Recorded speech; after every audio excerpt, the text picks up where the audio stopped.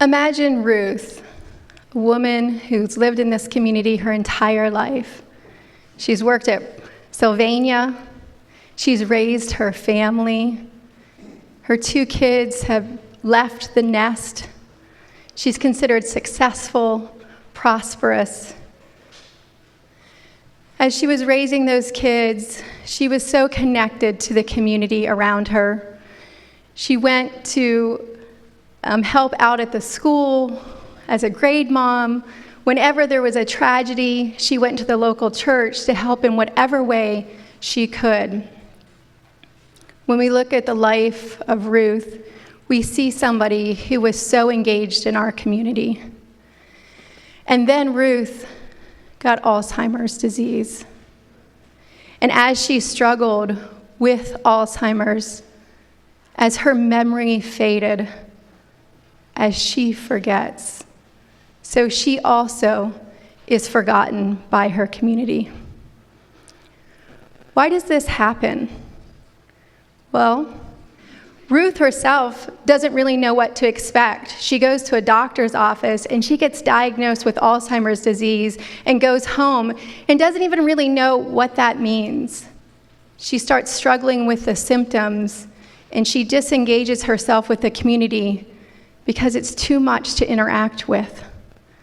It's too much to be out in the public and not remember people's names. And so she naturally disengages. But also, our community isn't ready to help her. Our community doesn't have the services that it needs to help her stay engaged, to help her through this process. Lots of people like Ruth come to me as an elder law attorney to try to prepare and decide what's going to happen on that journey. Yet what I do is so limited by what resources are out there. What can we give to her? In some situations, it's even worse than her being forgotten. In some situations, she can be seen as a burden on that community.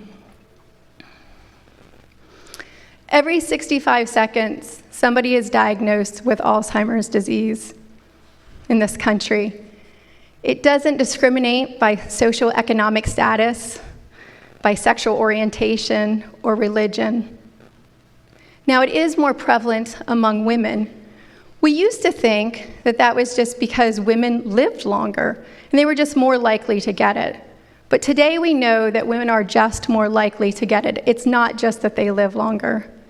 Yet because they live longer, they often are left alone to face with this struggle and this journey by themselves, without their spouse.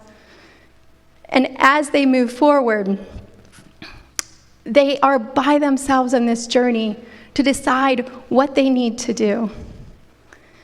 There's an estimated 5.7 million people in America with Alzheimer's disease right now. And we're not ready for that. The U.S. already struggles in dealing with the issues of aging and the issues with Alzheimer's disease. We're not ready to help Jane. We're not ready to help Ruth as we move forward.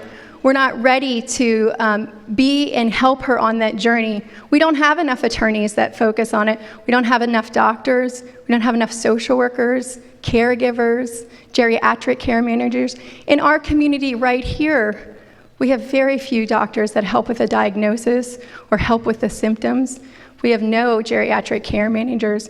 We do have some attorneys that will look into this and help on this journey. But essentially, we're not ready. And just because we're not ready, it's not going to slow down. We're going to have more and more people who are dealing with this issue. As an elder law attorney, I see people like Ruth all the time. People come to me to help prepare for the second half of life, and often I have to tell them that these things may happen to them. I have to tell them that they need a plan so that they're not forgotten. I help people answer 3 different questions. The first question is, what happens if you die? What do we need to do right now to help you get prepared for what happens if you die? Who's going to get your stuff? Who's going to get your assets, your jewelry? And how do we do that in the simplest, most tax-advantaged manner possible? The second question that I help people is what happens if you don't die, but you get sick? How do we protect your spouse? How do we protect your home? How do we make sure that your family farm is able to stay in your family? How do we make sure that your son, who's been in that family business, doesn't lose his livelihood? How can we make sure that we're able to deal with these issues? How do we make sure if you get sick that you get good care? And the third question is, what happens if you don't get a chronic physical condition, but rather you get a condition that is more cognitive in nature? What happens if you're Ruth and you get Alzheimer's disease? What can we do to make sure that you don't become socially isolated and subject to financial exploitation? What can we do to make sure that you have what is necessary for you? The answers that I have for my clients to these questions, they're sometimes curtailed by what is available through the community, what community resources are out there. So we know that there's a huge epidemic happening. We know that there's a lot more people like Ruth out there. We know that there's a cost to all of this. And yet, when we look at what is being suggested for 21st century communities, if we get online and we Google it, it's all about younger people. It's all about economic stability and prosperity. Maybe it talks about schools and education. But unfortunately, nobody's really talking about what do we do to make sure that people are able to get the resources and services that they need as they age and they get Alzheimer's disease. It's really important that this issue is addressed. Right now, there is 50 million people in our country that are aging. By 2060, that's going to be 98 million people who are aging, over 65. And the fastest growing part of that is those that are over 85. We call them the oldest old. And they're the most likely people to get Alzheimer's disease. Often, if this issue is addressed at all, it's addressed in a negative fashion of what's the community going to do about the costs. If you are under the age of 65, the average cost of your health care is about $3,000 a year. Over 65, it's about $10,000 a year. And that skyrockets as we end up getting close to our dying time. When we think about Alzheimer's, the cost in this nation for 1 year is $232 million. And it's estimated to increase 4 times to $1.1 trillion. How are we going to pay for that? And it gets worse for Ruth. Let's say for a minute that Ruth has a sister, Mary. And let's say they're very similar. Lived across the street from each other, worked at the same place, had about the same amount of kids, went to the same church. We look back on Mary's life, it's successful and prosperous. But let's say that Mary, instead of getting Alzheimer's disease, she had a heart attack. Well, both of them would end up having Medicare because they worked, and that's the insurance that we get. Medicare was made in the 1950s. At a time that the only type of health care really was acute care. Acute care means that I get sick and I either get better or I die. So acute care is what we need if we have a heart attack. We either get better or we die, pretty much. So if Mary had a heart attack and she went into the hospital and had to have bypass surgery, Medicare is going to pay for that. But when we go back to Ruth, who got a different diagnosis, her Medicare is not paying for that. Her Medicare is not paying for long-term care. So when we look at the cost of all of this, disproportionately, Ruth is going to have to pay more of those costs herself or run out of money and get on a social welfare program. So what do we do about this? I think that one of the things that we have to spend a little bit more time on is thinking about how can we do more to make sure that we are all, Ruth, Mary, all of us in the community, can achieve optimal health. See, sometimes we say we want to live longer, but really nobody in here wants to live to be 101 in a nursing home. We want to live as long as we can in optimal health, a combination of physical health, mental health. And this is something that's been studied quite a bit. And very interestingly, you would think, well, if I want to have optimal health, I just need access to a really good healthcare system. And that's not true. That's not true at all. It's actually much more simpler than that. This topic has been looked at by many different studies, but one of my favorite studies is called the Blue Zones Project. And what they did is they looked at places around the whole world where people lived longer, and they studied those communities. And they found that there was 9 things that those communities had in common with each other. So they looked at all 5 of those communities. There was 9 things that kind of stuck out. One of those things we wouldn't be surprised about, natural movement. That means let's go for a walk, or let's vacuum our floors. Natural movement was something that in all of these communities happened quite a bit. And that's something that our 21st century communities could easily do, to remember that recreation should be created so older individuals could partake of it. Recreation should be created so that somebody with Alzheimer's disease should be able to partake in it.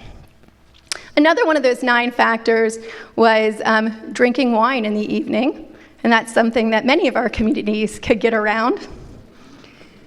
But the very substance of what a community is was what was so important. They found that one of the biggest factors for maintaining optimal health was just being socially connected. If we would just not forget Ruth, she would have optimal health longer, even though she has Alzheimer's disease. When you look at the areas, it's interesting. There's an area in Italy where the most amount of men who live to be over 100 reside. There's also a place in Greece. In that place in Greece, people will live on average 8 years longer than we live in the United States. They have half of our heart disease and almost no dementia. And Alzheimer's disease is a form of dementia. In a place in the United States, outside of Los Angeles, there's a community that lives by the theme of love, friendship, and fruit. Social connectedness is the very foundation of that community, and those people outlive any other community in the United States. In Japan, there's a community where there's the consecration of the longest living women resides.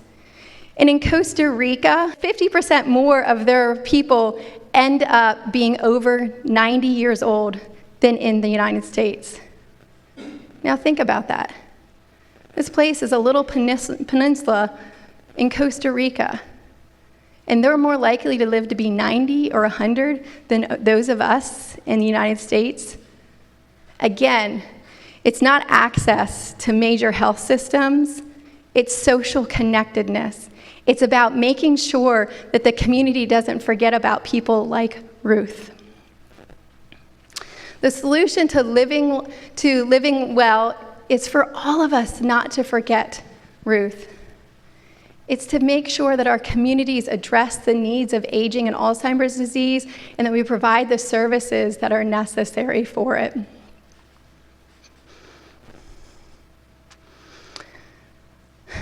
We know that this risk is real. In fact, it's not really a risk, it's happening. The graying of America has been talked about since I've been in college. I have a degree in gerontology, and we talked about it at length. And yet when we look at what the communities have done to answer that, It's not a lot. It's certainly not enough. We know that the costs are real. The healthcare costs for somebody who has Alzheimer's disease or is aging and has another disease, they're real. We need to do something about it. From my perspective as an elder law attorney, I believe that every elder law attorney has an obligation to help answer this question. I spent the last 20 years of my life talking to people like Ruth, and I can't fix it alone, but I certainly can help give knowledge to make that journey of Alzheimer's disease better. We also need a government response. Interestingly, just the end of last year, there was a great legislation passed by our national government called the BOLD Act, which hopefully will allow information about what happens if you get diagnosed with Alzheimer's disease to be accessible to people like Ruth. Unfortunately, we here in Williamsport live in a rural area, and how long it takes to get to us might be a while.